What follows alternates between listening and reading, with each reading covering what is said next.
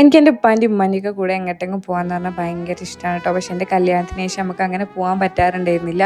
അങ്ങനെ ഇപ്രാവശ്യം ഞങ്ങൾ നോമ്പിന് പോയ സമയത്ത് ഉപ്പാനോട് പറഞ്ഞാൽ എങ്ങോട്ടെങ്കിലും പോകണം എന്ന് പറഞ്ഞപ്പോൾ വല്യപ്പാൻ്റെ വല്യമ്മാൻ്റെയൊക്കെ അടുത്ത് പോകാമെന്ന് വിചാരിച്ചു കേട്ടോ. അങ്ങനെ ഞങ്ങൾ വൈകുന്നേരം നോമ്പിൻ്റെ പരിപാടികളൊക്കെ കഴിഞ്ഞിട്ട് പോകാമെന്ന് വിചാരിച്ചു. അപ്പോൾ ഉപ്പ ഓക്കെയും കൂടെ പറഞ്ഞപ്പോൾ ഭയങ്കര സന്തോഷമായി കേട്ടോ. അങ്ങനെ പിന്നെ നോമ്പിനുള്ള പരിപാടികളൊക്കെ ആയിരുന്നു കേട്ടോ. അതൊക്കെ കഴിഞ്ഞ് പാത്രമൊക്കെ കഴുകി വെച്ചിട്ട് നമുക്ക് വേഗം പോകണമെന്ന് വിചാരിച്ചു. ഉമ്മ ഇപ്പം അമ്മായിൻ്റെ വീട്ടിലാണ് നിൽക്കുന്നത് കേട്ടോ. അപ്പം അങ്ങോട്ടേക്ക് ഇപ്പോൾ ഓട്ടോറിക്ഷ കൂട്ടി പോകണം. കാരണം മക്കൾ ചെറുതായതുകൊണ്ട് തന്നെ നമുക്ക് നടന്നു പോകാൻ പറ്റില്ല. പക്ഷെ നടന്നു പോകാനുള്ള ദൂരം ഉണ്ടായിരുന്നല്ലോ കേട്ടോ. അവിടെ ചെന്നപ്പോൾ അവരൊക്കെ നമ്മളെ കാത്തിരിക്കുകയായിരുന്നു.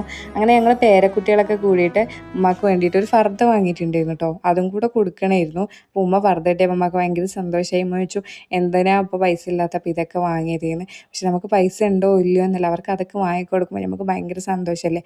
പിന്നെ അവിടുന്ന് ചായയൊക്കെ കുടിച്ചു കുറച്ച് നേരം സംസാരിക്കുകയൊക്കെ ചെയ്തതിന് ശേഷം കേട്ടോ നമ്മൾ വീട്ടിലേക്ക് പോകുന്നത്.